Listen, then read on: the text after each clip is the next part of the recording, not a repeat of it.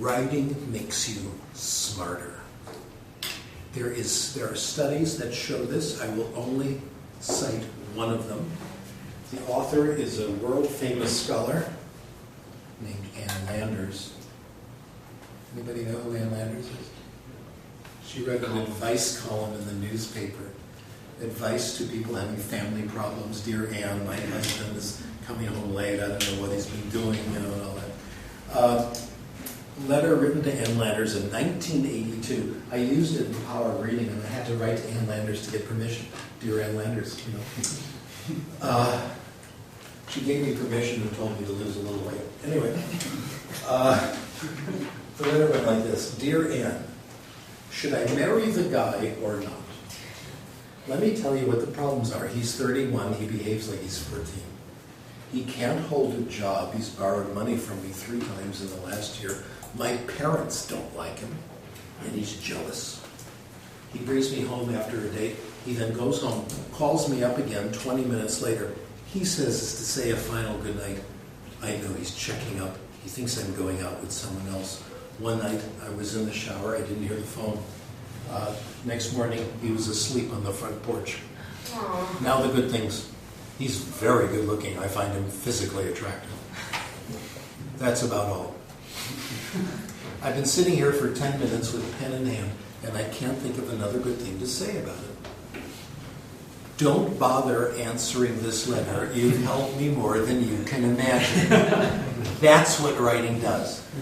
We've all had this experience. You kept diaries, had problems, you go through a tough stretch. Write it out. Just writing it out, my guarantee is that 10% of the problem will disappear right there. Sometimes the whole thing. Okay? So writing makes you smarter. In the field of language arts, we have the gift from the language arts profession called the composing process. Remember that? That's great stuff. The composing process are strategies that writers use to solve problems, make themselves smarter, and avoid writing blocks. We know, for example, the big one is revision. This is fantastic. Good writers know as you go from draft to draft, you get better ideas as you move.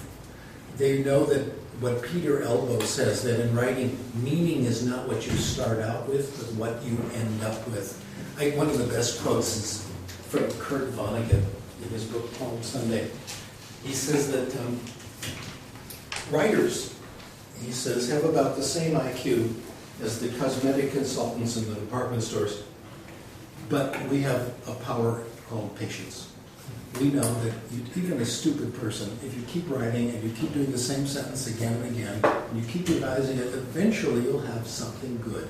He says it's kind of like blowing up a blimp with a bicycle pump. Anyone can do it. All it takes is time. Average writers don't know this. They think that the idea behind revision is to make a neater version of the first draft. No, revision is where it happens. Neil Simon, the playwright, 99%, he says, of the work is revision. No kidding. Absolutely true. Quite often in my life, I'd be asked to write something, and they say, well, what's the deadline? Well, we need this 2-column thing in 2 weeks. I say, well, I can't do it in 2 weeks. Oh, well, you write so much, it comes so easily for you, right? No, it takes a long time, draft after draft after draft. What you see from me in print today has been cooking. It's a term from Peter Elbow, has been cooking for years and years. This means revision, revision, revision, revision. What also happens to me, though, and you can identify with this, they'll say, okay, Mr. Big Shot, we want your paper, no deadline, I'm done in a week. Because the pressure's off and I can focus on the idea. We also know from the research and from the language arts people that delay grammar is a big idea, is a good idea. Delay editing. When you edit as you go, you lose your place. The flow of thought is gone, and what you're working on now won't be the final draft anyway. Other aspects of the composing process. Reread. When you get up in the morning, I don't ever get up in the morning. When you get up in the early afternoon, Reread what you did the day before. See, it's in your mind and you don't forget where you are. Have a plan. This is a big one. Have a plan, but it's a flexible plan. Be prepared to revise the plan. You know how it is? You get an outline, you stick to the outline, and 2/3 through, you get a new idea. And Peter Elbow says, revise your plan. And you think, oh no, I'm never going to make it through. I have to revise the plan. That's when it happens. I am so psychologically healthy after learning all this stuff that when I have to revise my outline or my paper, I'm happy. Because it means I've learned something new. Well, I'll tell you the latest research, folks. I've got 2 more elements I would like to add to the classic composing process. One of them we'll call incubation. Real important. Remember when you were 10 years old and you were in class and you were supposed to be working on something in class, like a math problem or an essay, and you were staring at the ceiling? Remember that? And the teacher said, Patrick, is the answer on the ceiling? They always do that, right? Every teacher. And the smart aleck answer is, yeah, it is. The research on increativity says when you get stuck, the best thing you can do is stop and do something mindless. Do something mindless and the answer will come. Allow incubation. This goes back to a guy named Graham Wallace, about over 100 years ago. His book called The Art of Thought, where he quoted the work of Helmholtz, the physicist. He said when he gets stuck, he went out for a walk. My favorite was Poincaré. Got to tell you about Poincaré. What a guy. Poincaré was a fabulous mathematician, again, about 100 years ago. In Hans Ohanian's book, Einstein's Mistakes, which is really about the creative process and all the things Einstein did right, Poincaré is given a lot of space. People give Poincaré a lot of the credit for the evolution of the theory of relativity. Anyway, Poincaré wrote this article about creativity that is included in every single collection on creativity, and it has helped me more than anything. And it will explain to you what I did in my hotel room last night. My hotel room behavior will become clear, okay? Because it's pretty weird. Poincaré says when he gets stuck, it's 100 years ago, which he has, this happens all the time, he gets up, puts some wood on the fire, puts something away, takes a minute, goes back to work. The short break. I have used Poincaré to clean up my life. There is something about me and hotel rooms. Okay? I allowed these two to see my hotel room in Seoul when we first got there. Have you noticed you haven't been allowed in since? There's a good reason. Okay? Here's why. When I get, actually it isn't that bad, you'll see that. When I get into a hotel room, within an hour, it's a disaster. Some poltergeist takes over, and my toothpaste is under the television. My socks are somewhere in the bathroom. I can't find them. My shaving stuff is on top of the TV. I have no idea how this happens, okay? I spend the rest of the evening cleaning up. And I want to get it cleaned up before the lady comes in to clean the room, right? You want to be embarrassed? Okay, isn't that, we all do that, right? I can clean this up before she comes in. So I listen to Poincaré. I sit down and start working. Now, what am I going to do today? I have to finish this letter to the editor, and I have to edit these footnotes, and I'm going to do that and read this article. I have blocks in writing and in reading about once every minute and a half. Does that make you feel better? My mind wanders. Always. Monkey mind, it's called. I have it all the time. So here's what I do. Take advantage. I'll start working. And within a minute or so, I'll have a writer's block. I get them all the time, constantly. I get up, find that toothpaste, and put it in the bathroom where it goes. That's all. Then I come back. Then I run into another writer's block. I hang up one shirt. That's all. At the end of the evening, the letter to the editor is done. I've read the papers I wanted to read, and the apartment, the room is clean. Isn't that beautiful? The short, you can't do that in school because we don't let you. That's the problem. So little bits of incubation. Finally, here's another one that's helped me. Daily, regular writing. Okay? This was invented by a professor working in State University of New York, and his job was to counsel professors, junior professors, and help them get tenure. And he first noticed, his first articles were kind of post hoc analyses of professors who did and who didn't. And then he confirmed all this experimentally. He found that there were two kinds of junior professors. One kind was always behind. They said, I can't work until the conditions are right.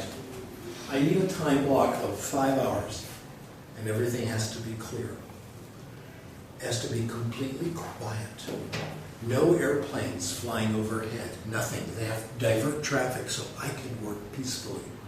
But guess what? It never comes. And when they do sit down and work, they never know where they are. They wind up just staring at the computer. And they never get their work done. They're always behind. There's another group he called daily regular writers who were more regimented. What they did was put aside 40 minutes a day for writing, an hour a day. It didn't matter how much time as long as it was regular. All of them got tenure.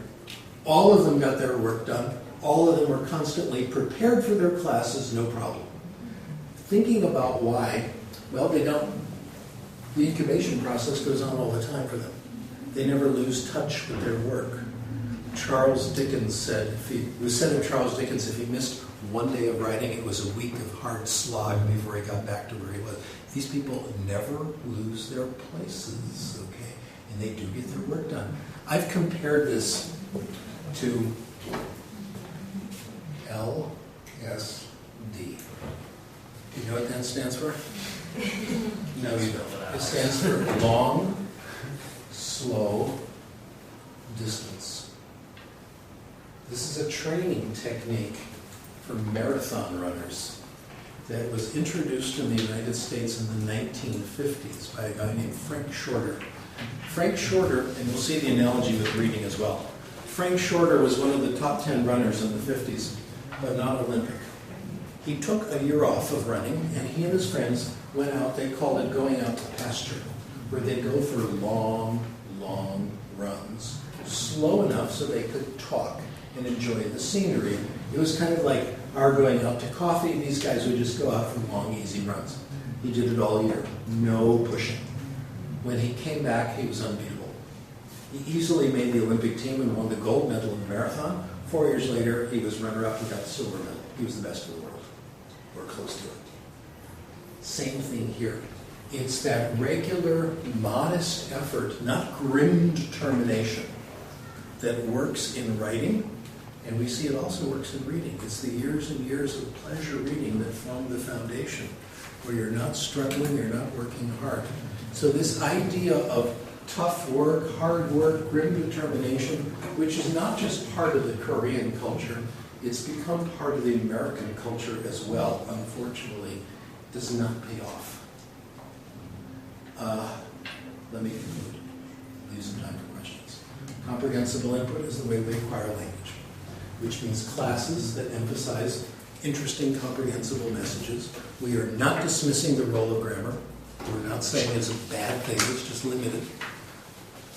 In the path to academic language is going to be free reading in the early stages, followed by self-selected academic reading in an area you think is important. The writing itself does not cause language acquisition. It makes you smarter. And for this reason, optimally, it should be done in Korean. Our early studies on this, me and C and Lee from Taiwan, we came to the conclusion right away that this transfers across languages. That if people can do it in their first language, they can do it in their second language. Optimally, it needs to be done in the first language. It's the easy way of doing it. Your job is to figure out how this applies to classes, because I know the first question you're going to ask is, how can we do this in our classes when we've got a curriculum? So we can't change the theory. Frank Smith puts it this way. You've got school, and you've got the brain. Which one can you change? We can't change the brain. We can change school. In the United States, they decided to try to change the child's brain. And I can tell you that we would work on that as well. So with that in mind, we'll open up for question and answer, and my constraint on question is that the first question has to be friendly, and then you can ask me whatever you want. Otherwise, I'll just go to Starbucks. What's the dirt on Arnold? Pardon? What's the dirt on What's the dirt on Arnold? I'll give you the history of me and Arnold. When I was pumping iron at Venice Beach and at Gold's in the early 70s it was, Arnold showed up. He was already Mr. Universe 3 times. He was 21. He was quite young. And worked out with us. He was always around. And he was very popular among the lifters, including me. I thought he was a great guy. Arnold would help you even when no one was looking. You'd be doing your bench presses, as I know you generally do, okay? And you'd be alone, and Arnold would come over and spot you. Or you'd be doing your curls and say, you might try doing it this way. He taught us things. Now, this guy was #1 in the world in bodybuilding, no question. He was on the cover of all the magazines, etc. And the little bits and tips that he gave us would pass around to all the guys on the beach, and we all would share it. Arnold says, I'll pass it along to you. He says, when you're doing your lift, don't quite block out. Go 99% because you keep the pressure off the ligaments. The best thing he said, when you're doing an exercise, keep your mind in your muscle. It's a meditation. Frank Zane said that too. You've really got to be into it. And so he was the one who really concentrated on the movements. He was terrific. Governor of California, oh my. Airplane pilot needed. No experience necessary. Learn on the job. I mean, my goodness.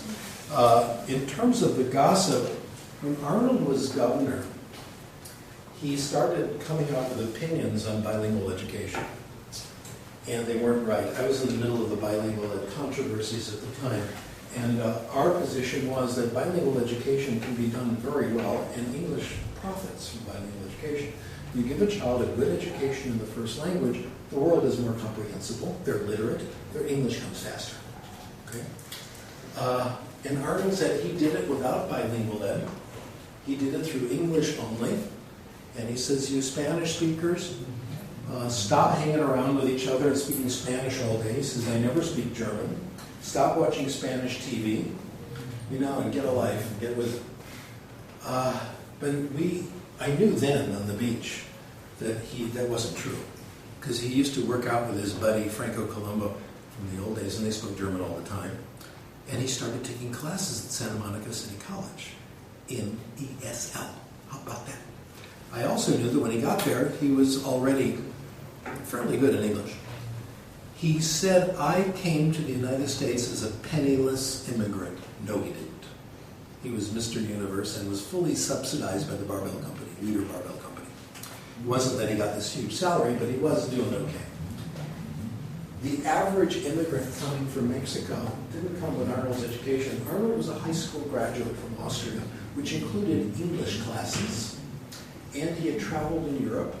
He had lived in South Africa for 3 weeks, visiting a former Mr. Universe there and his family. He had a buddy in England, one of the older bodybuilder officials who took Arnold in as kind of a member of the family. And he stayed with this guy and his family and was one of the family for quite a while. So he had a lot of experience speaking English. He didn't come over knowing nothing. He had background knowledge in his first language. He was literate in German and had studied business in a special course in high school. When he got to California, he not only took ESL, he took business classes. And he had lots of help. His girlfriend was an English teacher, okay, junior college English, community college English teacher. When he got to the United States, the first week he was in a Mr. Universe contest that he lost. The first one he lost. The guy who beat him was Frank Zane, one of the top bodybuilders. Frank Zane was a junior high school math teacher. After they met at that contest, he tutored Arnold. He helped him with his work, helped him with his homework. Arnold had friends and interactions everywhere that the average immigrant would not have had.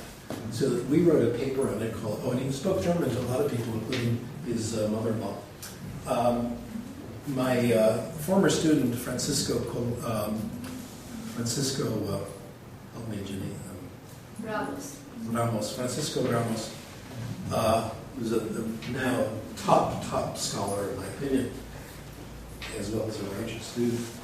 we decided to write all this up because he'd been researching cases of people who claimed they did it without bilingual ed, and we found they had de facto bilingual ed. They had first language, they had comprehensible input, the whole thing.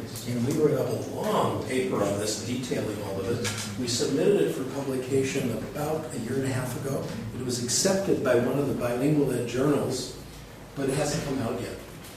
On October 1st, Arnold's book came out, called Total Recall.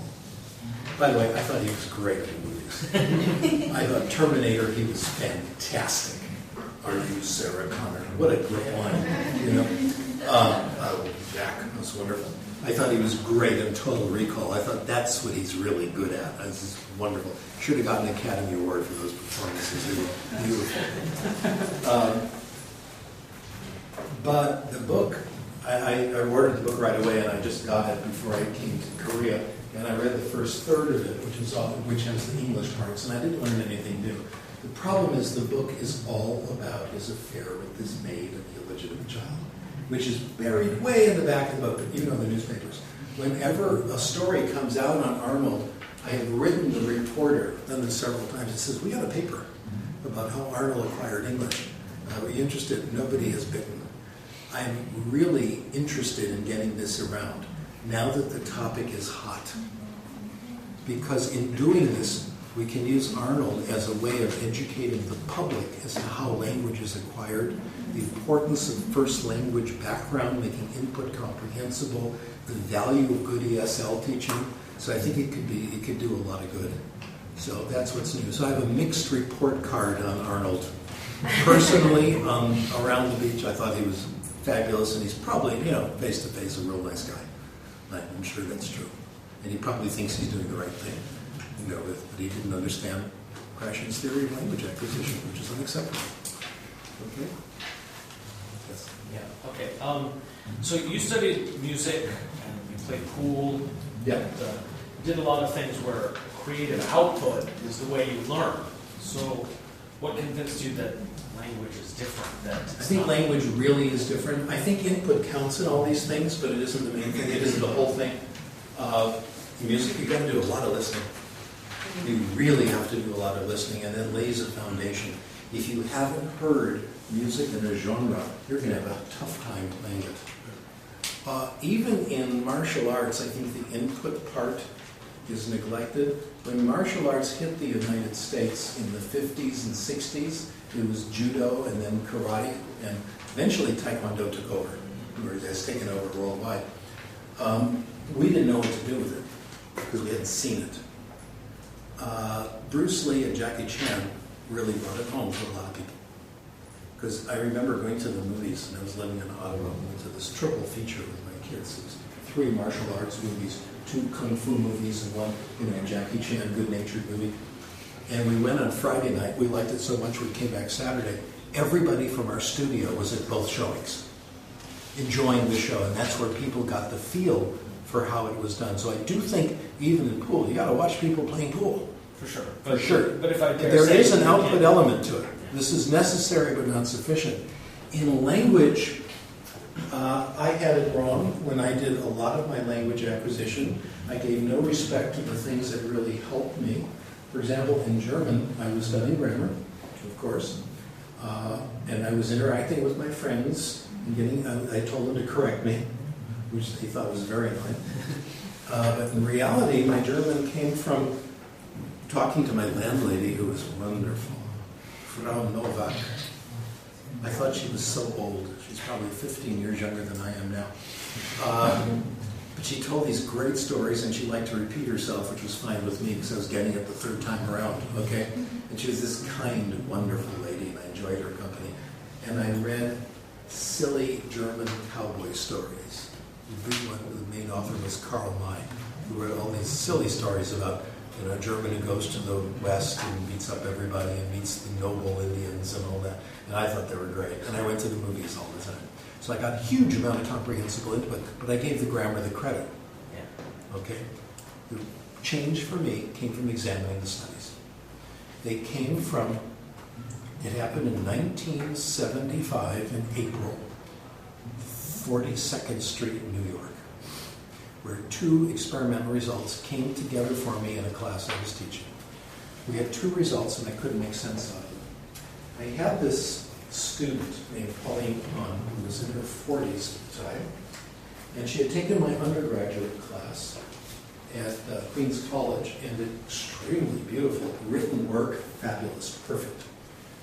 For her graduate class, she spoke English as a second language, first language Mandarin, and her English was really, really good. She had come, I guess when she was 17, 18, but there were a few little tiny things. So we decided she would do an error analysis of her own mistakes. And fortunately, we made it spontaneous. I didn't quite know why that was a good idea, but it was. Her son would catch her mistakes at home, as a teenager, and mark them down on a sheet of paper. And we had pencil and paper scattered through the house. At the end of several months, she looked at the mistakes and found she could self-correct nearly all of them. Wow, what was going on? And she knew the rules. At the same time, we started doing our natural order studies, which we started in 1973, where we found that adults, if you looked at the patterns of mistakes in their spontaneous speech, their patterns of mistakes, the difficulty order was the same as kids were doing. But when you give them pencil and paper, it changes. Here's what we found. Gosh, I haven't talked about this in a long time. It's good stuff. We found, for example, that kids get third person singular very late. They get ing very early. They get third person singular late. That's true in first and second, by the way. When we gave them a pencil and paper test, fill in the blanks, suddenly third person singular got much better. From both of those studies, in April 1975, teaching a class, it hit me that there were 2 systems. That there was this deep acquired system, and when Pauline spoke spontaneously, she was using the acquired system. When she corrected her mistakes, she was bringing in the monitor. And her writing was good, which meant she was an optimal monitor user. She could use it where she needed it, and it didn't interfere with communication. The same thing with this natural order. When you give people spontaneous speech, you see the natural system. Then, when you give them a grammar, fill in the blank, this extra system is imposed on it. So that's what started. It was not a personal experience that did it, it was the research. And I was reluctant and uncomfortable accepting it because of my years of love affair with grammar. Okay, that's it. Goodbye. Thank you very much.